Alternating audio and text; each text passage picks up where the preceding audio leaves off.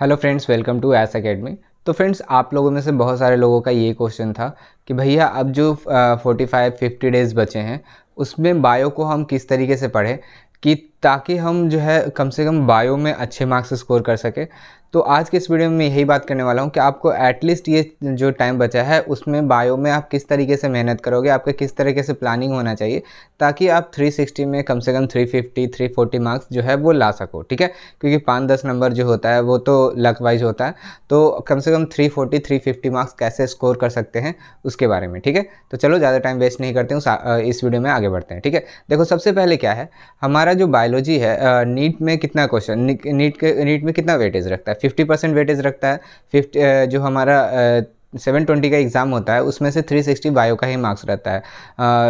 180 आपका रहेगा किसका, बॉटनी का, 180 जूलॉजी का। तो 360 टोटल जो रहता है वो किस चीज़ का रहता है, आपका बायो का ही रहता है। बाकी 360 फिजिक्स और केमिस्ट्री दोनों मिला के रहता है। ठीक है, तो ये क्या है कि आपका मैक्सिमम वेटेज जो रहता है वो बायो का रहता है। अगर बायो आपका सही रहेगा तो आप डेफिनेटली अच्छा मार्क्स स्कोर कर पाओगे। तो उसके लिए देखो, बायो के लिए आपको अगर लास्ट ये जो समय बचा है उसमें अगर मेहनत नहीं करते हो तो आपका मार्क्स घट सकता है। तो उसको कैसे बढ़ाना है उसी चीज़ के बारे में बात करते हैं।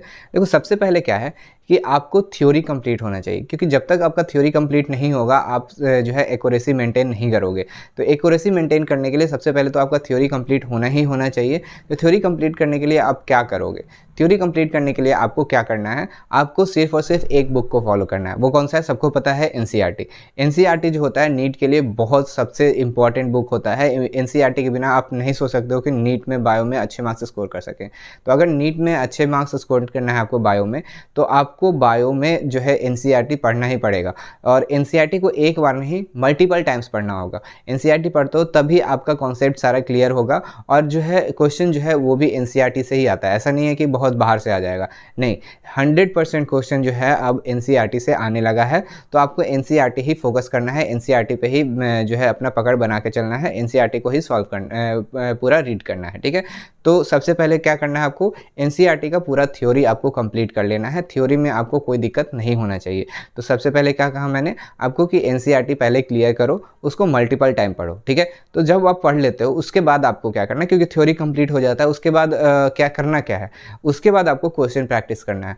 क्वेश्चन प्रैक्टिस किस तरीके से करना है, क्वेश्चन प्रैक्टिस देखो, पहले आपने तो थ्योरी पूरा पढ़ लिया है, ठीक है, उसके बाद आप क्या करो, क्वेश्चन प्रैक्टिस करने के लिए कोई एक पर्टिकुलर बुक ले लो और उसको ही सॉल्व करो। मेरा रिकमेंडेड बुक रहेगा आपके लिए एमटीजी फिंगर टिप्स, जो कि मैं इस चैनल पे सॉल्व भी करवा रहा हूँ। आप मेरे साथ भी सॉल्व कर सकते हो, मैं हर एक चैप्टर को सॉल्व करा रहा हूँ। तो बहुत सारे चैप्टर लगभग कंप्लीट हो चुका है, आप देख सकते हो, हमारा प्लेलिस्ट है एमटीजी फिंगर टिप्स का, मैं आपको आई बटन में दे दूंगा, वहाँ आप देख लेना।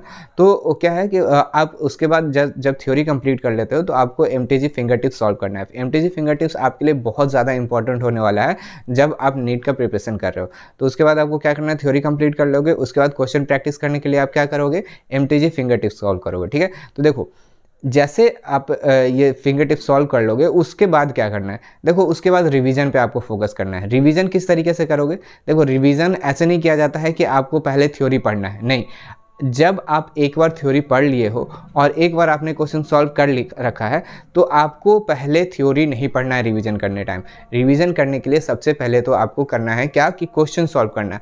पहले आप क्वेश्चन सॉल्व करो, उसके बाद थ्योरी जाओ। तो क्या करना है कि सबसे पहले आप बुक लोगे क्वेश्चन सॉल्व करने के लिए, उसमें क्वेश्चन सॉल्व करोगे। ठीक है, क्योंकि आपका मेमोरी से वो याद आएगा कि हाँ मैं ये क्वेश्चन सॉल्व कर रहा हूँ, तो उससे आपको याद आएगा, तो याद रहेगा उस अगर आप सॉल्व करते हो उस तरीके से। तो पहले क्वेश्चन सॉल्व करना है, उसमें देखना है कि हाँ मेरा कौन से टॉपिक में दिक्कत हो रहा है, क्योंकि अगर सॉल्व करोगे तो आपको ये चीज़ तो कन्फर्म हो जाएगा उसमें कि हाँ ये टॉपिक मुझे अच्छे से आता है, इस टॉपिक में मुझे कुछ दिक्कत है। तो पहले क्वेश्चन सॉल्व करना है और उसमें क्वेश्चन सॉल्व करते टाइम जिस टॉपिक में दिक्कत आ रहा है उसको आप उसी टाइम क्लियर कर लो। ठीक है, ऐसा नहीं कि पहले क्वेश्चन सॉल्व कर लिए फिर उस चैप्टर को पढ़ने बैठ रहे, नहीं, इस तरीके से आपको नहीं करना है। पहले क्वेश्चन सॉल्व करना है और जहां पे दिक्कत आ रहा है उसी टाइम उस टॉपिक को क्लियर कर लो। तो ऐसे जब करोगे तो आपका क्या होगा कि क्वेश्चन भी सॉल्व हो जाएगा रिविजन करने टाइम, आपका चैप्टर भी रिविजन हो जाएगा। ठीक है, उसमें फिर कोई दिक्कत नहीं रहेगा। तो पहला चीज़ क्या करना है, आपको थ्योरी कंप्लीट करना है। थ्योरी कहाँ से कंप्लीट करना है, एनसीईआरटी से कंप्लीट करना है। उसके बाद क्वेश्चन प्रैक्टिस करना है। क्वेश्चन कहाँ से प्रैक्टिस करना है, एमटीजी फिंगर टिप से। उसके बाद रिवीजन करना है। रिवीजन का स्ट्रैटेजी क्या होना चाहिए, रिवीजन का स्ट्रैटेजी ये होना चाहिए कि आपको पहले क्वेश्चन सॉल्व करना है और उससे आपको थ्योरी पे जाना है। ठीक है, क्वेश्चन से थ्योरी पे जाना है, ऐसा नहीं कि थ्योरी से क्वेश्चन पे आना है, नहीं, क्वेश्चन से थ्योरी पे जाना है, ठीक है। तो ये सब जब आप कर लोगे तो उसके बाद आपका क्या होगा, उसके बाद आपको कुछ बायो का टेस्ट देना होगा। बायो को टेस्ट दोगे तो आप वहाँ से आपको अपना जो एनालिसिस है वो कर पाओगे कि हाँ मुझे ये चैप्टर में दिक्कत आ रहा है, ये चैप्टर में नहीं दिक्कत आ रहा है, तो ये चैप्टर में स्ट्रॉन्ग है तो उसको थोड़ा कम भी ध्यान देंगे तो वो जो है वो सॉल्व हो जाएगा। लेकिन हाँ जिसमें दिक्कत हो रहा है वो जो है उसको आप क्लियर करोगे, ठीक है। तो ये सब चीज़ करना है। देखो अब यहाँ से ये सब चीज़ तो सब बता देंगे आपको कि सब ये चीज़ तो करना ही है, सबको पता भी है, ठीक है। और करते हैं, कुछ लोग नहीं करते हैं, तो वो उन पे डिपेंड करता है। लेकिन यहाँ से मेन चीज़ आता है आपका टाइम मैनेजमेंट। किस तरीके से आप टाइम मैनेज करके, कितना टाइम आप थ्योरी को देते हो, कितना टाइम आप प्रैक्टिस को देते हो, कितना टाइम आप स्टडी कर रहे हो, ये चीज़ जो है बहुत ज़्यादा इंपॉर्टेंट हो जाता है। तो आप अभी से ही एक टाइम मैनेजमेंट का अभी से ही रूटीन बना लो कि हाँ क्या रूटीन होगा मेरे लिए जो सबसे बेस्ट रहेगा, ठीक है, जिससे आप दिन को सबसे अच्छे से यूटिलाइज कर सको, ठीक है। क्योंकि जब तक आप दिन को अच्छे से यूटिलाइज नहीं करोगे आपका सब चीज़ क्लियर नहीं होगा, ठीक है। क्योंकि टाइम अब लिमिटेड है, टाइम उतना है नहीं कि आप जो है मल्टीपल चीज़ पढ़ रहे हो, मल्टीपल चीज़ कर रहे हो, ये चीज़ करने का आप टाइम नहीं है। आपको क्या करना है, आपको टाइम मैनेजमेंट, देखो अभी शुरू से ही डिसाइड कर लो कि हाँ इतने दिन में मुझे ये पढ़ना है, इतने दिन में मुझे ये रिवाइज करना है, इतने दिन में मुझे ये टेस्ट देना है, ठीक है। तो ये चीज़ अभी से ही फिक्स कर लो कि हाँ मेरा जो 2 महीने का अभी टाइम बचा है, 2 महीने से भी कम बचा है आपका, ये 50 दिन के आसपास बचा है, 50 डेज़ के आसपास बचा है। तो 50 डेज़ में आपका क्या करना है, आपको पहले ही डिसाइड कर लेना है कि इतना दिन में मेरा ये कंप्लीट हो जाना चाहिए, इतने दिन में ये कंप्लीट हो जाना चाहिए। तो ये चीज़ होना चाहिए आपके साथ। और उसके बाद देखो आप एक बार एनसीईआरटी पढ़ने से ये मत सोच लेना कि आपका एनसीईआरटी क्लियर हो गया, नहीं। आप एनसीईआरटी अभी से आपको मिनिमम 10 से 12 बार आपको एनसीईआरटी पढ़ना पड़ेगा। किस तरीके से पढ़ना पड़ेगा, अभी तो इनिशियली आप चैप्टर वाइज पढ़ रहे हो, ठीक है।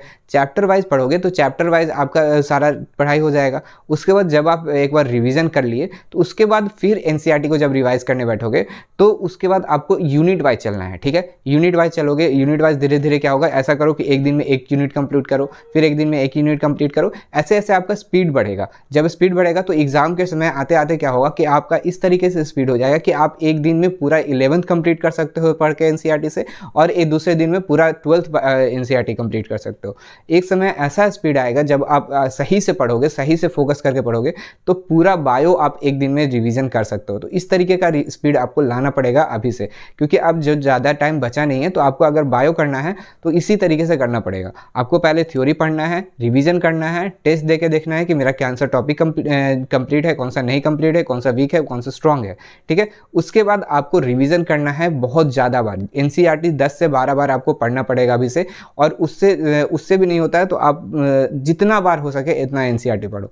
एनसीईआरटी को ही फोकस लेके चलना है, एनसीईआरटी के अलावा आपको अभी से फिलहाल से कोई भी चीज़ लेके नहीं चलना है, ठीक है। तो ये सब चीज़ें जो थी मुझे आपको बताना था। आई होप अब देखो ये चीज़ तो हो जाता है, ये सब बच्चे करते ही करते हैं, आपको भी करना पड़ेगा। अगर आपको सिलेक्शन लेना है तो बायो में ये सब चीज़ें करना ही है, ठीक है। तो ये चीज़ है। तो अगर रिवीजन हो जा रहा है, टेस्ट हो जा रहा है, तो उसके बाद आपको क्या करना है, आपको एक्यूरेसी पे काम करना है। आपको एक्यूरेसी कब कैसे होगा, जब जितना बार आप एनसीईआरटी पढ़ोगे। तो इसीलिए मैं बोल रहा हूँ एनसीईआरटी मल्टीपल टाइम्स पढ़ो। जब आप एनसीईआरटी मल्टीपल टाइम पढ़ोगे तभी आपका एक्यूरेसी जो होगा मेंटेन होगा और आप अच्छे से जो है नंबर जो है मार्क्स स्कोर कर पाओगे, ठीक है। तो ये चीज़ है। तो आपको एनसीईआरटी पढ़ना है, एमटीजी फिंगर टिप सॉल्व करना है, previous year question most important. जैसे एमटीजी फिंगर टिप सॉल्व कर लिए तो आपको लास्ट में जो है प्रीवियस ईयर क्वेश्चन भी सॉल्व करने हैं, क्योंकि प्रीवियस ईयर क्वेश्चन सॉल्व करोगे तभी आपको टेक्निक समझ में आएगा। क्योंकि देखो जितना भी बुक हो जाए वो इस तरीके का एमसीक्यू देते हैं कि आप सॉल्व कर ले सकते हो, लेकिन नीट का जो क्वेश्चन रहता है उसमें हर एक ऑप्शन जो होता है आपको सही लगता है, ठीक है। तो उसको भी सॉल्व करना बहुत ज़्यादा जरूरी है। तो आपको जितना भी हो सके प्रीवियस ईयर क्वेश्चन सारे चैप्टर्स का आपको सॉल्व करना है, ठीक है। तो प्रीवियस ईयर क्वेश्चन पे भी आपको ध्यान देना है, ठीक है। तो ये सब चीज़ें जो है आप करोगे तभी आप जो है बायो में आप अच्छा मार्क्स स्कोर कर सकते हो। 350 340 प्लस जो है आप डेफिनेटली इस तरीके से आप सॉल्व करके मार्क्स ला सकते हो, ठीक है। तो ये चीज़ था। आई होप आपको सारी चीज़ें समझ में आ गए होंगे। इसी चीज़ को आप फॉलो करो और आप अपना जो है मार्क्स बायो में इंक्रीज करा सकते हो, ठीक। तो आई होप आपको सारी चीज़ें समझ में आ गए होंगे। अगर ये सारी चीज़ें समझ में आ गए हैं तो इस वीडियो को लाइक करना, अपने सभी दोस्तों के साथ इस वीडियो को शेयर करो। और अगर फिर भी आपको कोई कन्फ्यूजन रह जाता है कि नहीं मेरा प्लान में कुछ हेल्प कर सकते हो भैया, तो आप कर दो। तो आप मुझे कमेंट करना कि आपको क्या हेल्प चाहिए, तो मैं वो आपको हेल्प कर दूंगा, ठीक है। तो और अगर आप हमारे चैनल पहली बार विजिट करो तो हमारे चैनल को भी सब्सक्राइब कर लेना, क्योंकि हम लोग ऐसे अच्छे कंटेंट्स आपको ले आते हैं। तब तक के लिए इस वीडियो में इतना ही, मिलते हैं अगले वीडियो में। Thanks for watching.